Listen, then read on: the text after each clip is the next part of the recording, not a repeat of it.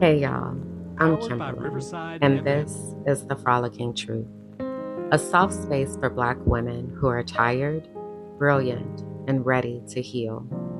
Here, joy meets justice. We calm our Black ass nervous systems, we unmask, and we leave behind whatever that is trying to kill us. You're seen here, you're safe here, and you don't have to do this alone.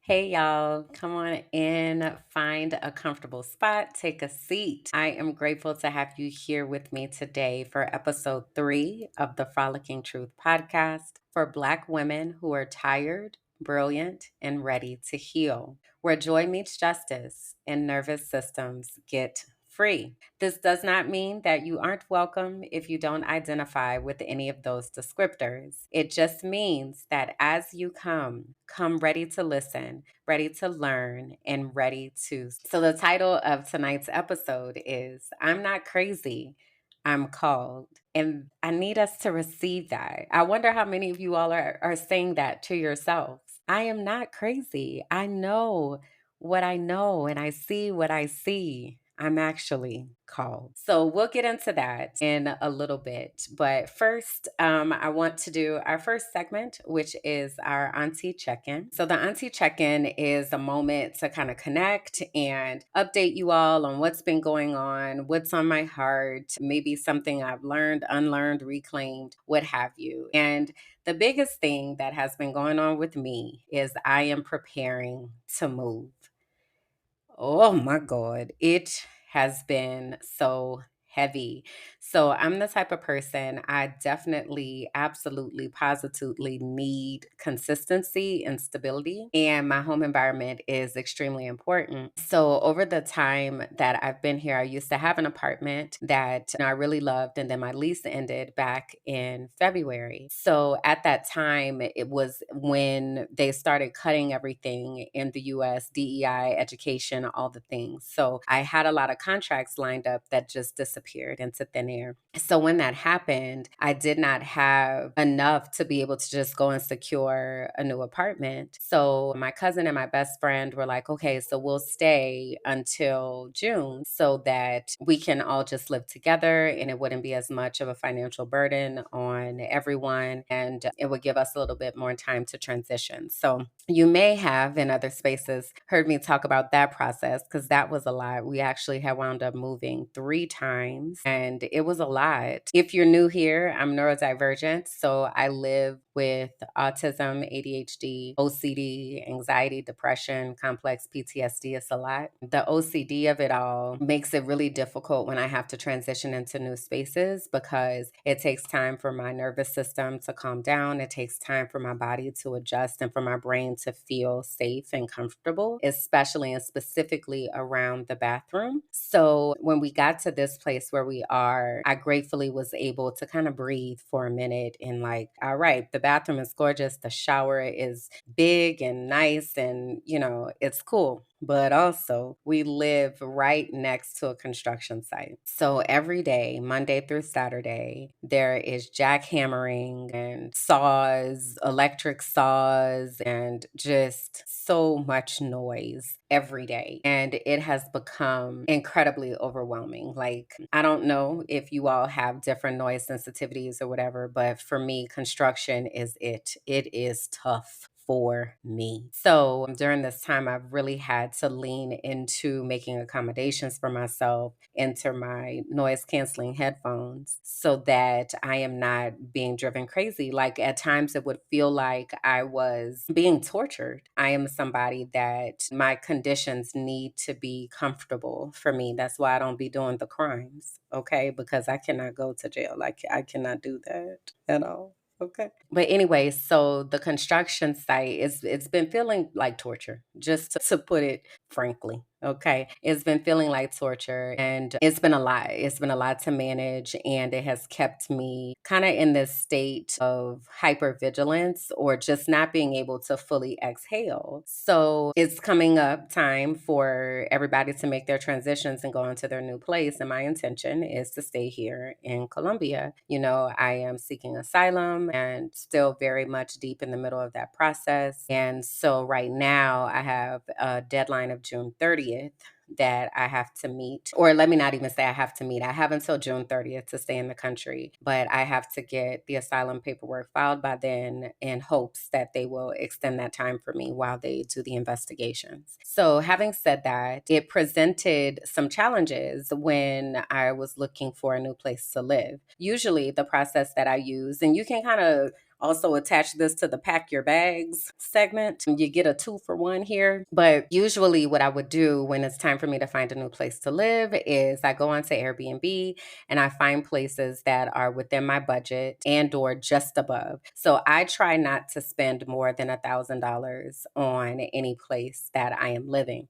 But in my current life, I really just want to reduce everything. And again, I'm in the process of rebuilding a lot of the ways that I'm going to work. So I cut that in half. So I'm like, I have $500 used to have a place to live. Now, the gag is I also need that place to be furnished because I don't know how long I'm going to be here, right? So I need to just be able to have a place and not have to worry about outfitting the place with all the things. And a place that I'm not like locked in to some type of lease or something. Because again, right now, all I know is that I'm here until June 30th. So considering all of that, that's a lot to ask for. It's a tall order, you know? So as I was looking, I was coming across places on Airbnb, but also just places that don't really make me feel comfortable. I struggle with things like I cannot be in, even as I'm talking about it, I'm like squeezing the shit out of my fingers right now. Bathrooms are tough. So I cannot be in a place that doesn't have a modern bathroom. Like it has to be a place that is clean and where I don't have to worry. Of course, I need it to be safe, but also I have been desperately needing quiet. So one of the main questions, that I'm asking is like, is there construction? What type of noise is there in the area? So, anyway, I'm on Airbnb. I have my list of places and I'm trying to like prep myself. I'm like, okay, sis, you ain't going to be able to have what you're looking for. So, just be all right with that. And, you got your headphones, you got to get some shower shoes. You're going to have to make the best of this and make it as cozy as you can possibly make it and figure out how to get your shit together, is basically what I have been saying to myself. And I'm also not the type of person that is very comfortably able to share a bathroom with anyone. I'm not the hostile type of chick. And I know there are some people, they're fine with that. That's how they live. It don't bother them. And God bless you. Sometimes I wish that I had that ability. I do not. So I'm, having this very specific list of things. So I'm prepping myself. I'm like, okay, all right, bobbing and weaving and like trying to get myself together. Like, okay, girl, we gonna be able to do this. So while I was looking, I had gone on Facebook and joined like a bunch of the groups with realtors and things because I know that Airbnb is inflated. I know that those prices are inflated. I've done this a few times now. So I know that there's a lot of wiggle room in what is listed versus what they can actually lease the place for. But also, usually that negotiating power comes with a long-term lease. So being like, okay, I'm gonna be here for a year. How much can you take off? All of that. So like for instance, my first apartment, I want to say it was listed at like 1,100 maybe, and I was renting for 700. And then the next place was leasing at like, I don't know, 1,400, and I was leasing at 1,000. So I'm trying to manage that, but also those were long-term leases. So I'm in the Facebook group. I come across this website and I go to the website and I see that the prices are different and I see a few places that I like. So I'm like, okay, well, let me save these places or whatever. So over the past few weeks, I've been reaching out to, my first choice, my second choice, my third choice, and either the people were not responding or they were responding and telling me that the places were booked. So then I'm like, okay, sis, we're gonna have to go back over to the Airbnb, you know? Who what this gonna look like? So there was one place on there, and the reason that I didn't jump on the place is because the place has a lot of tile. And tile is one of the things for me that just really is hard. It's hard because a lot of times tile is used in places that are older. The grout isn't often maintained. Like it'd be a lot sometimes with that. So I'm looking at this place and the view is gorgeous, but also I'm like, what is this tile situation about to be about? So I tried to avoid it, by any means necessary, but it's getting down to the wire and the people ain't got back to me. So I said, well, let me reach out to this last place. It's within my budget, under $500. Let me see what I can do. So I reach out, the owner reaches back out and she's like, hey, the place is available and, let me give you a call so I can answer any questions that you might have. My questions are really about like accessibility. My first question was like, is there construction going on? So she's like, no, there's no construction or anything that's happening. There's only like a neighboring property that sometimes they have people over or something, but it's not like loud or anything. This is a finca. So a finca is like a farmhouse. So it's not where I live now, and where I have lived in the past have been high rise living. And there's a lot of that here in Medellin. And it's fine because it's a beautiful view, but also it's a lot of people. It's just a lot of activity, So she was like, this is a finca. So it is like, a property, a house, with grass and whatever. So I was like, oh, that sounds like what I need. Oh, the more I'm talking to her, she's like, yeah, so the property has a beautiful view and, it's set up like a studio. You can, do you want to come and see it? So I'm like, I would love to come and see it, please, because I need to get an idea of what it looks like and sounds like. And while I'm talking to her, she's like, we have a housekeeper come every month. I have OCD. So, and I was like, girl, I'm so glad you said that, girl, because me too. She tells me she's a doctor. So I'm like, okay, that's good to know and all of that. So anyway, I went to see the property yesterday. And let me tell you, first of all, it is outside the city. It's not far outside the city, but it's up into the mountains. So it's actually in the neighborhood that I used to live in, but it's like the opposite end of that. I guess it's called a town, Aldea. So it's on the opposite end of town that I had lived in before, so not familiar with the area at all. But for us to get there, it's a gated community. And in this gated community, there are a few fincas that are around, and it's not easily accessible. Let's just say it like that. But also, I don't really want it to be. Because she was like, well, if you have a visitor, you just have to give them these instructions. Da, da, da. And I was like, I don't even want nobody to visit me. Like, I want to be ducked off in the cut with myself.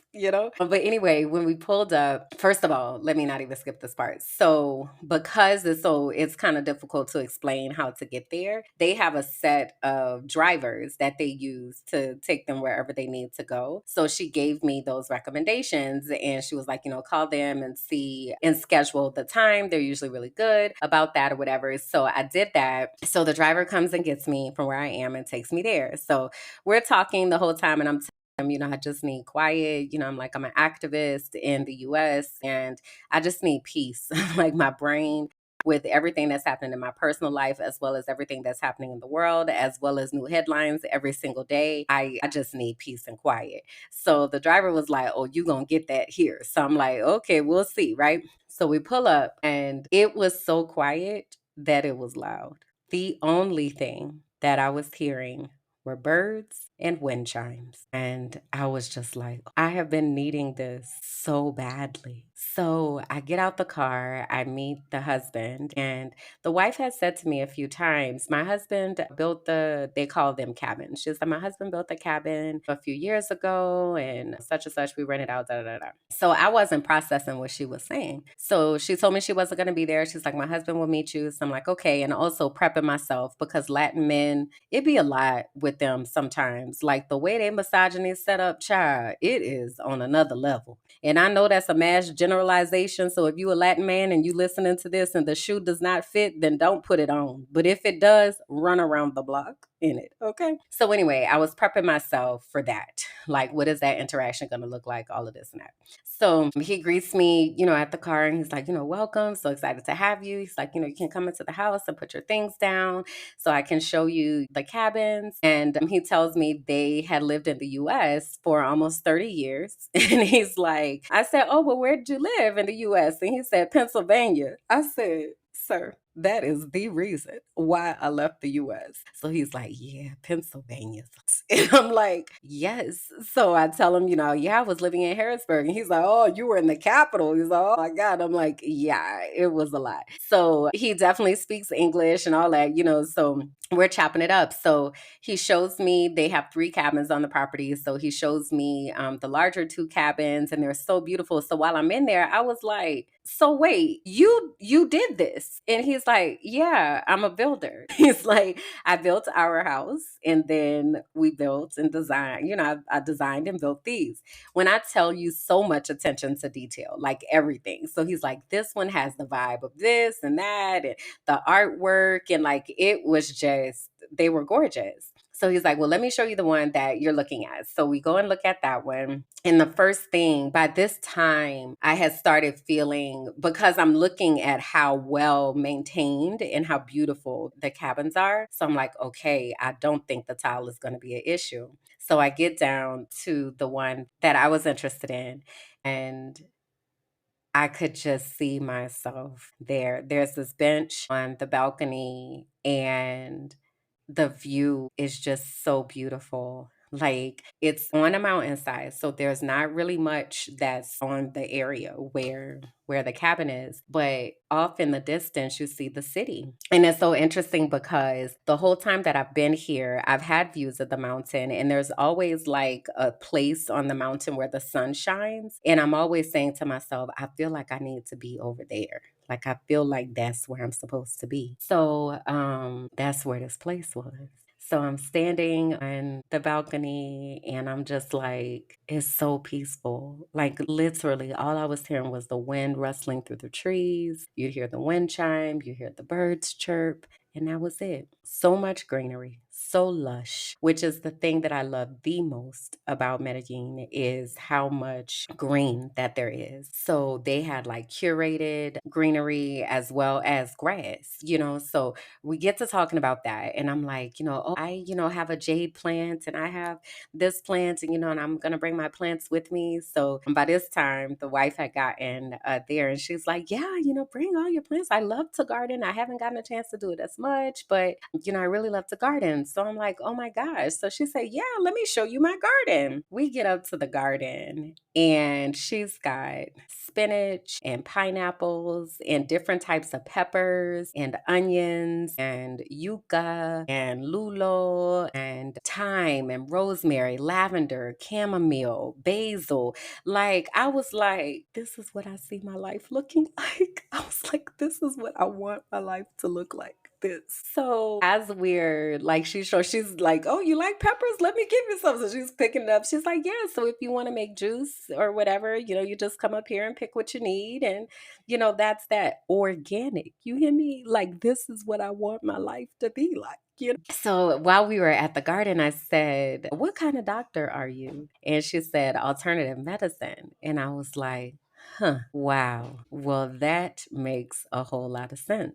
That alternative medicine, right? So after that, by this time, I'm like just totally overwhelmed. I'm just like, I can't believe this. Like, this is wild. So we come from the garden and I get a bag for all my peppers and everything. And she was like, yeah, so just let me know, what you think. If you, feel like it's a fit, then, you'll just pay me for the month when you get here and you can stay as long as you want. She's like, if you want to stay for, do a month to month, that's totally fine. She's like, and if you figure out that you have to leave or you need to transition, it doesn't matter. You just let us know and we'll refund you whatever balance that you have left. There's no deposit.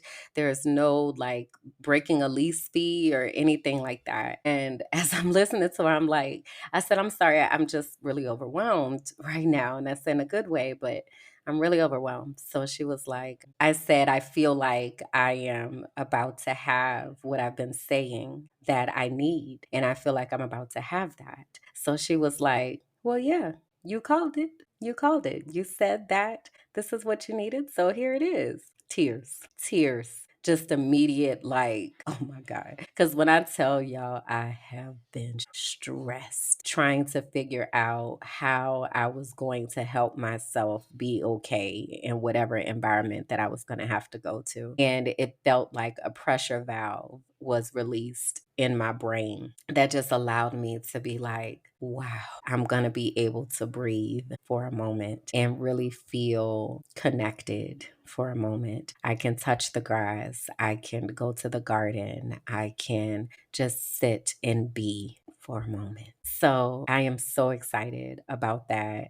I'll be moving next week. So I am still going to try to get an episode up, even if it winds up being like on Saturday. Because for context, it's Friday evening. Usually I record on Wednesdays and then I take Thursday to edit and then I post it on Friday. Well, this week did not work out like that. So I'm recording on Friday. I'm gonna be editing tonight so I can post it tomorrow on Saturday. But anyway, I'm gonna be looking forward to recording my first episode in my new location and just sharing with you all how it feels to be there.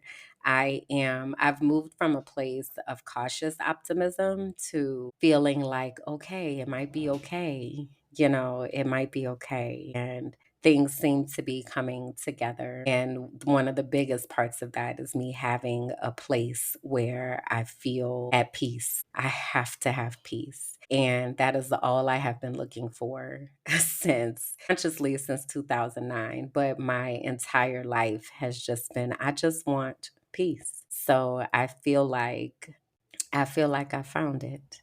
And I am incredibly excited about that. So, yeah. So that's my update that I have found the new place that I'm going to live. It is within my budget and I will be there until I cannot be there anymore. I'm gonna have to like really think through like some intentionalities as far as like ordering groceries and things of that nature. Again, they have like different vendors that do these things, but I'm gonna have to like plan out, okay, this is what I'm gonna eat this week, and these are the groceries that I need, and all of that, just being really intentional about structure and routine, which is what I need to be successful. I actually just talked to my psychologist a little bit ago, and I was like, I need to figure out my routine. I really need to figure out my routine because once it is disrupted, I'm no good. So that is my homework over the next few weeks, is to reestablish my routine and make my routine work for me. And living there is I'm going to have to do that because it's not, late night phone calls. And not that I really do this anymore, but like the version of Uber Eats here is called Rappi. And every so often there might be a late night order or something like that, but that's not really going to be a thing.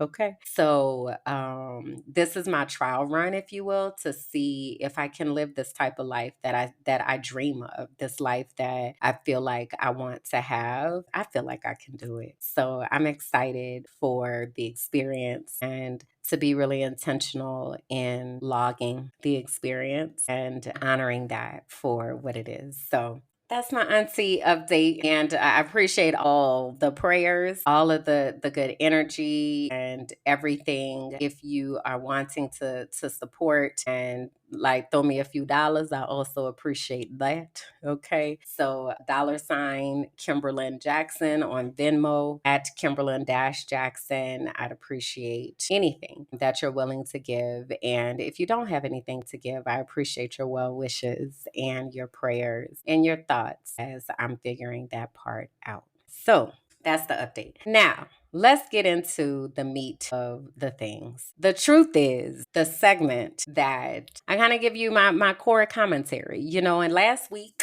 I was in my teaching bag, okay? And I feel like I may wind up doing that more and more because there is so much, lightweight. I'm an educator, and lightweight I'd be missing teaching. I'm actually going to be teaching again this summer. My class is called Discover Your Destiny. You've probably heard me talk about it before. And I'm excited to accept a new cohort that I'll start advertising for in June. And it allows me to talk about a few of the things that I'm really passionate about. One of them is about our callings, and the other is brain research. So those two worlds kind of collide in Discover Your Destiny. And it makes me excited because I get to equip people with information about themselves and for them to go and seek information from God about who they are. And I see light bulbs turn on and aha moments and all of that. So it's really cool. So, having said that, I'm in my teaching bag right now. What I wanted to talk about today,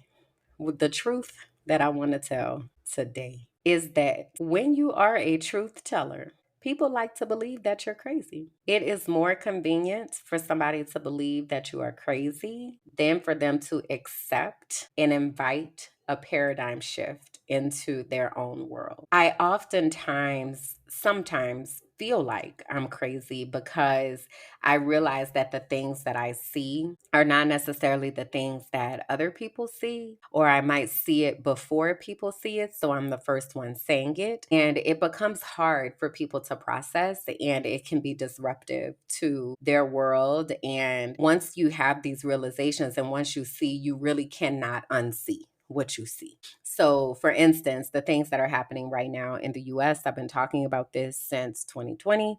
I've been telling people, all right, now we got to we got to get it together. What's the plan? Once I left the US, I was like, all right, when y'all coming? Because this is wild. This is stuff that's happening in education. This is this. A lot of times I think it came across as here she go again. She just doing all that talking. And now people are seeing things that are happening, right? I was telling people that I work in school improvement. I'm a school improvement specialist and I specialize in school climate and culture. And what I was seeing back in 2020, 2021 is that we would have meetings to strategize about the things that we were going to do to help students and to help schools. And then there would be meetings to ensure that none of that happened. They would undo everything that we were supposedly working to do with the Department of Education. So when I was saying that, a lot of times it feels so outlandish that when I would say it to other people, they couldn't process what I was saying. So it sounded like I was just crazy. So it's not that I'm crazy. I'm called. I have a calling. And that's what I want to talk about today. So I have a couple callings. And this is one of the things that I teach people about in Discover Your Destiny is understanding your callings and what that means for you. So in churches, it would be called an apostle and a prophet. And what I call it in my world, an apostle is a dream awakener and a prophet is a heart revealer. And when I learned about that, so I learned about these gifts back in like 2013, 2014, because I had just gotten to therapy. I was in the middle of trying to escape an abusive relationship. And my therapist at the time was a Black Christian woman, and she challenged me to take a spiritual gifts test. So I took the spiritual gifts test, and it came back with apostle and prophet. And I got really curious about what those words meant because I had been in church and I was kind of like, yeah, nah, I'm good on that. Nope. Um, so I got really curious about what those words meant because I had seen the people that were carrying these words, and I didn't want to be nothing like them. I had also been told that I would never be such and such material, first lady material, ministry material, blah, blah, blah. That was my pastors, by the way, that had told me that. They were the parents of my abusive ex. They made sure that I knew that I wasn't good enough, even though their son was trash and they were trash too. But anyways, so during that time when I was in therapy, I really started getting really curious about those gifts and what that meant. And it was the first time that I ever like accepted what I was seeing, and also saw the alignment of how I'm that person. So I'm not really going to talk about the dream awakening and apostleness of it all today. I really want to center on the prophetic heart revealing part of it all, because it's a lot. It's a lot. So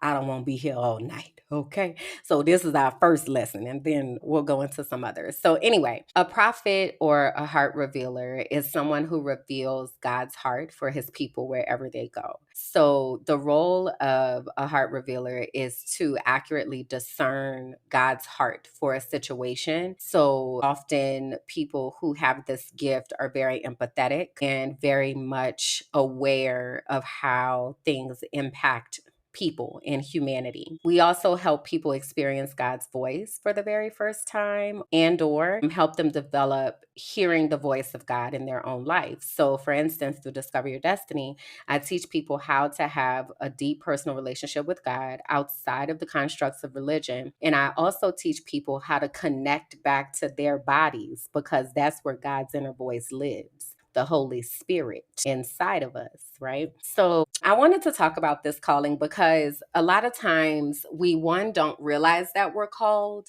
because we are called so many different things, and people do not want to hear what you have to say. So you're called crazy. That's one of the main things that we're called. And I think it's important, especially right now in a time where we are seeing history being erased every day. We're seeing rights being rolled back every day. I think it's important to elevate the voices of those of us who are tuned in to what God is saying, so that you are able to tune into your own spirit and hear what God is telling you and receive your instructions about what you're supposed to do. Because there are definitely some instructions and marching orders that have probably already come, but a lot of times people don't know what to do with it. They're afraid, what have you. So no movement is happening, right? So for anybody who might relate to this calling, I'm going to go through a few things that you might be experiencing and a few characteristics of what this looks like.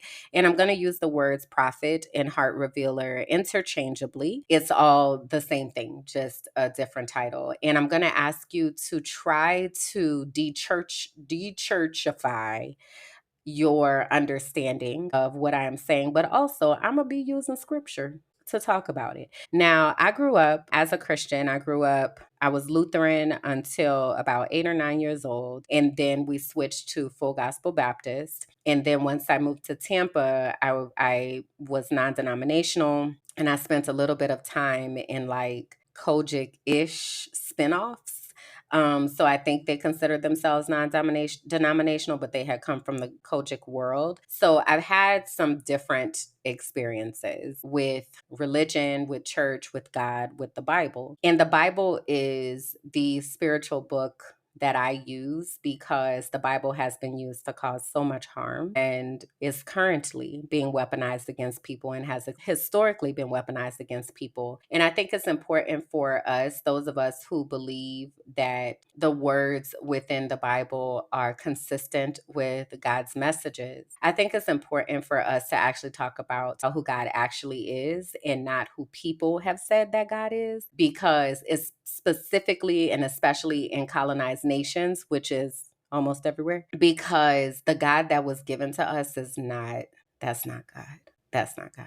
So anyway, so let's talk about prophets. So the first thing I have down here is prophets are often rejected by their own. And Matthew 13:57 says, a prophet is not without honor except in his own town. One of the things that is so incredibly difficult is for people that we know and have known to accept the fact that there is a calling on our lives. And we saw this even with Jesus, who was the prophet, okay?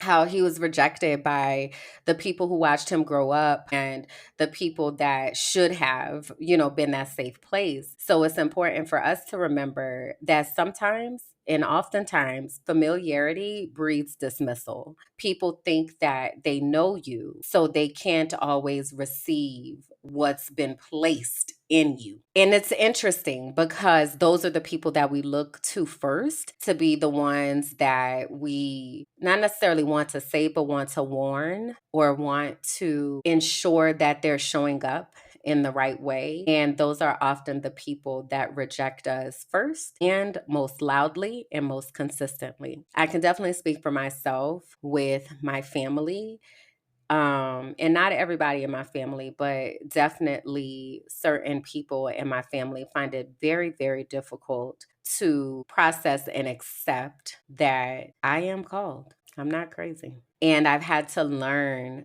to allow them to feel however they feel. I've learned that the people that are closest to us will often be the last to recognize our calling because they're looking at the you they remember, not the you that God sent. And the you that they remember is someone who very likely has contorted themselves in order to be safe and to be palatable. I remember from very young, I was always told that I used to cry a lot. And they'd be like, Kim always had a tear ready to fall down her cheek. She always got something to cry about. That's what was the thing. And I grew up thinking, one, that it wasn't safe to do that. So noted, don't cry in front of these people. But also, I grew up, feeling like that wasn't okay. Like it's not okay to have emotions. And I locked that away. And I even spent some time because I've been in leadership like my whole life.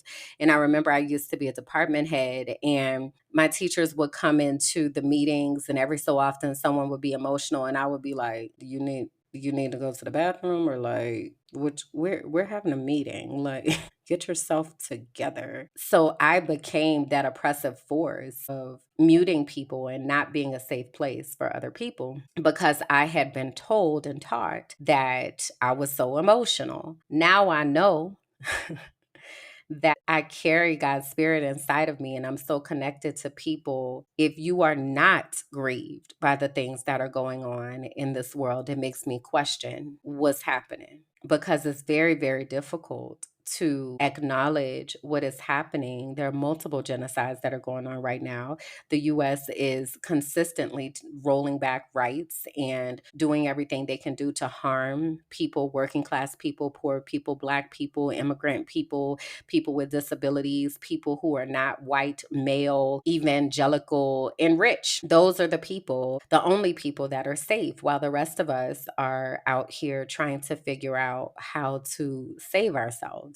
So I question if you're not affected. And I also honor and recognize that it's okay for me to be affected because that is my calling. This is not a defect. I am not too emotional. I am connected to God's heart. And right now, God's heart is broken about the way that people are showing up in this world. So if you are someone who has any calling, it's important for you to know that. But specifically, if your calling is to be the one who is speaking the truths about the things, please expect to be rejected by those that are closest to you. And I'm not trying to make it seem like it's easy or like it doesn't hurt, because it does. And also know that it very well will happen. So the next part of that is connected, is that prophets carry messages that disrupt comfort. Isaiah 58:1. Cry aloud, spare not, lift up thy voice like a trumpet, and show my people their transgressions. As prophets, we not always talking about butterflies and rainbows, and I try my best to balance. And it is why I'm so intentional about talking about calming our nervous systems and what brings you joy and, doing that. But it's not always the cutesy sunshine and rainbows. Sometimes the truths are incredibly inconvenient. We call out injustice, we call out hypocrisy, we call out systems built on harm. And that message is rarely welcome, rarely. So when people start to experience discomfort, people lash out because you want to be comfortable. And I get it. I get it. And also, at some point, we have to accept the truths. And if we don't, then you deal with the consequences of not accepting those truths, whatever those consequences might be. But my job is to call it out. My job is to name it. And I would always ask myself, like, why I can't just shut the fuck up? Like, what is wrong with me? Why I always got some shit to say? Like, shut up, is what I'm saying to myself. And meanwhile, God is like, I told you to say X, Y, Z, and A, B, and C. I've gone back and forth with God so many times about God telling me to say stuff. And I'm like, I'm not doing that. And God is like, and you are. And I'm like, no, I'm not, because it's uncomfortable. It's uncomfortable. So it's even uncomfortable for me as being someone who was sent to disrupt comfort. It's uncomfortable for me to other people's comfort, because it's not well received. So, anyway, there is a long history of our ancestors who resisted. And this is a history that they're trying to erase, because if they can make us believe that our ancestors took things lying down, then we are more likely to take things lying down. Well, that's not really what happened. We had ancestors who resisted, some who ran, some who revolted, some who wrote or even whispered freedom into existence. And they were all demonized. They were called mad, the crazy, unruly, ungrateful, but they were prophetic disruptors, hearing from the Holy Spirit and moving on sacred instruction. A Harriet Tubman does not become a Harriet Tubman without the guidance of God. But even in that, Harriet didn't wait for consensus. Nat Turner did not wait for approval. Truth telling is never safe work. And it's one of the reasons why I'm seeking asylum, right? Because I have told so many truths about the things that are happening, because that is my job. That is my job. And I find comfort in knowing that there were people who went before me that said, I realize this is not about to be easy, but damn, it is worth it. And that's how I feel. It's why I continue to speak. It's why I continue to turn my mic on. It's why I continue to care, because it matters. It matters. And also, people don't like it because it makes them uncomfortable. So we got to ask ourselves what that looks like. Are you going to be centering yourself in comfort, or are you going to allow yourself to hear and to see? Because the next point is that prophets see what others cannot or will not. Let me say that again. Prophets see what others cannot or will not see. Habakkuk, how you say that? Habakkuk 2 and 1. I will stand at my watch. I will look to see what he will say to me. Prophets are watchers. We notice patterns. We interpret dreams. We catch what other people overlook. We sense things ahead of time. We're very much connected to the Holy Spirit. And that spiritual foresight can be mistaken as paranoia, pessimism, or negativity. And baby, let me tell you, my God, today, if I haven't experienced this, because in accepting my neurodivergence and getting really, really curious about my brain, I see the patterns. So then I'm confused why nobody else ain't seeing the patterns. What is happening? Are you just sticking your head in the sand and just pretending like nothing is happening? Because I see what's unfolding, right? It's interesting. And the overlap between the prophetic and the neurodivergent mind is very real. So, for example, both prophets and neurodivergent folks experience heightened sensitivity, deep emotional and sensory awareness, a tendency to question the norm, right? The things that are supposedly normal. And prophets and neurodivergent folks both have trouble conforming or staying silent in the face of injustice. I don't know if y'all seeing yourself yet, but I definitely see myself, because I know this is who I am. And this is why I stay in trouble, because I'm feeling it, I'm seeing it, I'm aware of it. I ask questions, and now all of a sudden something is uncovered, and I can't just sign on to this. I can't put my name on this. This is not okay, right? So now I'm in the HR, I'm in the hot seat. Child, it's a lot. Okay. So It's important to know that because again, we're taught to take that and direct that towards ourselves and make that something negative about ourselves. And it's not negative, it's a gift. It's a gift. The things I feel in my body, the words that hit my spirit, the truths that come out of nowhere, that's not crazy. That is clarity because I know what I see and I know what I know. And just because somebody else refuses to accept that does not change the fact that it is what it is. So it's really important to have community and to be around other people who are also gifted so that you do not feel like you are crazy. So, our next point is prophets are often isolated but alone. So 1 Kings 19:3 and 4 is a story about Elijah, a prophet in the Bible. And this verse says Elijah was afraid and ran for his life. I have had enough, Lord, he said. Take my life.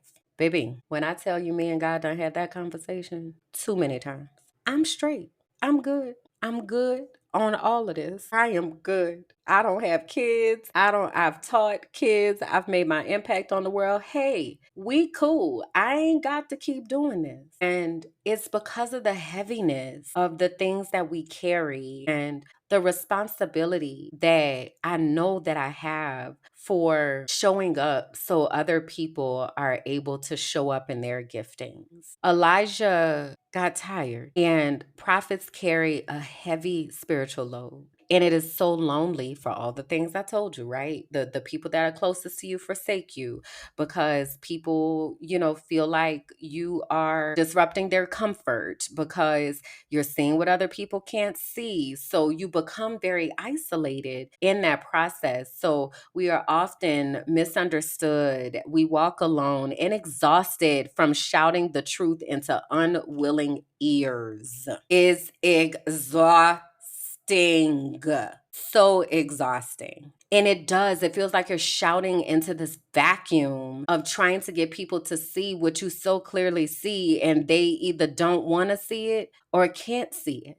So then you just like, let me just be quiet then because they think that I'm crazy. And then God is like, no, I need you to say the thing. But I'm also grateful that God will send rest. And that's the period that I feel like I'm going into of God sending rest, God sending angels, and the still small voices. I can hear those wind chimes. I can hear the birds. I can feel my soul being restored in this new place that I'm going to. And I have to remind myself often that loneliness is not proof that I'm wrong. It's proof that I'm different and I'm set apart. And being okay with that and not tying myself to the outcome of what I am being told to share. My job is to speak the truth.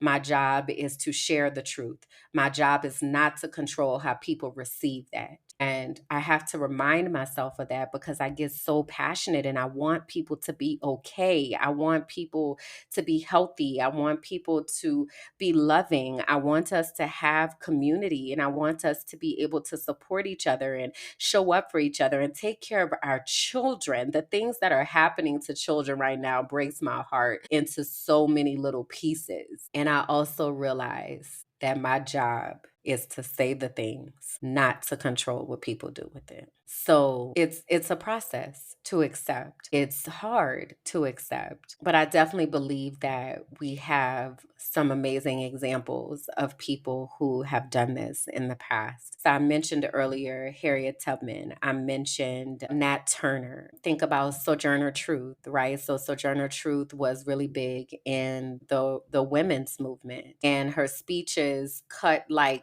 thunder. And one of her most prolific works, Ain't I a Woman? It was soul piercing. It was a revelation. It was a ode to her humanity and her womanhood. Ain't I a woman? You sitting here talking all this and all that and such and so, and ain't I a woman? What is the difference between me and anyone else? James Baldwin. A lot I've been wanting to get more into researching artists and people who left the US. James Baldwin was one of those people. He has a quote that says, to be a Negro in this country and to be relatively conscious is to be in a state of rage almost all of the time and in one's work. I resonate with that so deeply because if you see the things, how can you not be enraged? So his job was to name systems before we even had language for them. Back then we didn't necessarily have the language of systemic racism and, lack of equity and institutionalized racism. And like, we didn't necessarily have those words to describe those systems, but James Baldwin was calling it out back then. Another person is Fannie Lou Hamer. Okay. And Fannie Lou Hamer, I actually have a documentary that I have on my watch list that I want to watch about Fannie Lou Hamer. But she was really big in voting rights and got onto them people's television, baby, and told truth to power. You hear me? And fought for the rights of our people. And she was also nearly killed for that. Audre Lorde is someone else, and she's quoted as saying, "Your silence will not protect you." We cannot afford to just stick our heads in the sand. That's not going to make it go away. I call that ostrich syndrome. Just, all right, I'm gonna just focus on this. I'm gonna just focus on that. I'm gonna just focus on things at the local level and blah, blah, blah. And what I want you to know is there have already been takeovers at the local level. We saw it happening. It was happening in Florida back in 2020. It's been happening this whole time. So we cannot afford to just stick our head in the sand and be silent. That is not going to protect us. We have to choose a side. We have to take a stand about what you are going to actively do to help yourself and to help the people who are connected to you. And the last one I have listed here is Nina Simone. And she called herself a reflection of the times. Nina Simone was a music artist, she was an activist, and she was vilified for speaking the truth. She has a song called Strange Fruit, and it talks about the lynchings that were happening in the US at the time. I've told people several times, when you are thinking about the movement and where the movement is heading, look to the artists because they're the ones who often have seen it first and are the ones who have been galvanizing and mobilizing people around the mission. And I'm talking anywhere from Beyonce to Kendrick Lamar to Tabitha Brown, to like people that are intentionally moving with instruction about how to call out certain things. And then again, for those of us who identify as prophets, as heart revealers, it's important for us to understand that these people, while I'm, saying their names and we have so much high regard for them now and they're quoted and, they're a part of this ancestral legacy, they were not embraced in their time at all.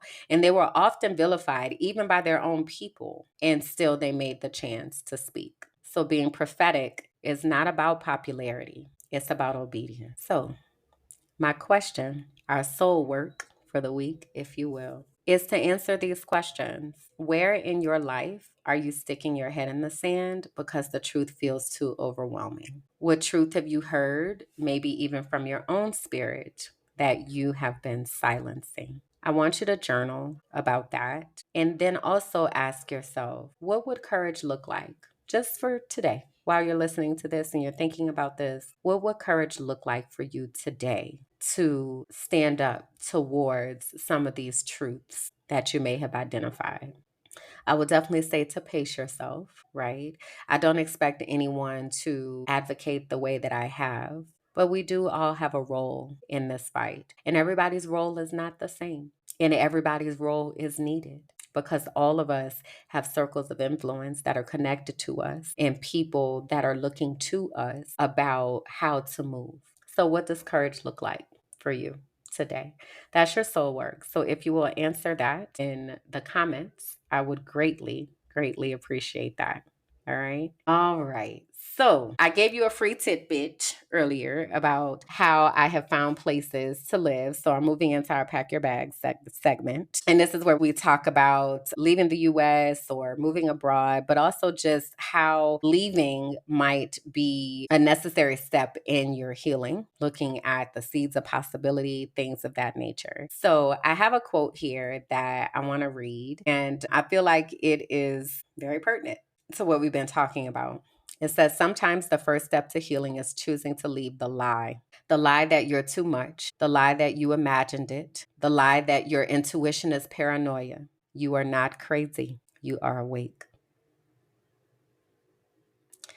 I got some messages from people this week who have successfully gotten out of the US, and they were very much grateful that they had the support to be able to leave. And what I've said to people, and anytime I meet with someone who is wanting to start a new life abroad and just be like, y'all got it. Y'all got it. Okay. What I always tell them is that the hardest decision is the decision to choose to leave the lie. The American dream is a lie. Any way you slice it, it's a lie. It's something that was created. It's propaganda. It is not real. It has never been real. It has never been applicable to all people. America has never been the melting pot. It has never been a safe space. It has never been the home of the immigrants.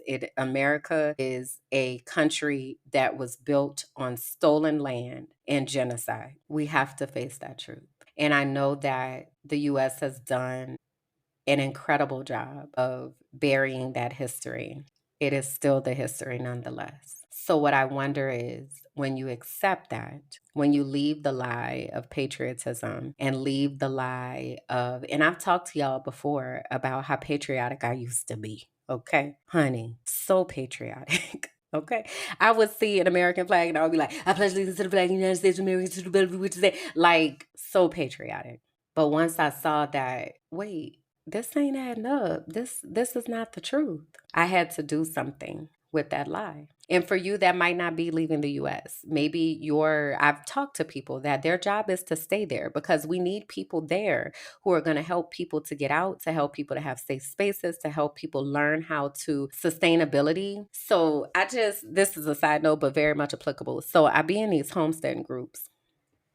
I saw a post earlier and they were talking about seedless watermelon. That's what they were talking about, seedless watermelon. So somebody was saying like, I don't know what the big deal is about seedless watermelon. I don't know why people have such an issue with seedless watermelon, all of that. But the point was that in this homestead group, you want things that have seeds so that you are able to create more of them, right? So even when I was at my new place where I'm going to be staying, she was telling me about the spinach and she was like, yeah, the spinach, doesn't last in the colder temperatures. So I think it's going to start coming back now. And she was like, let me take these seeds and go ahead and just plant them. Like that's the whole point of sustainability. And what I need you to know is that many of the fruits and vegetables in the US no longer have seeds. And if things no longer have seeds, then that means that the people are not able to produce their own food. So I really do believe that things like seed banks and balcony gardens and all of those things are going to become so incredibly important because the food distribution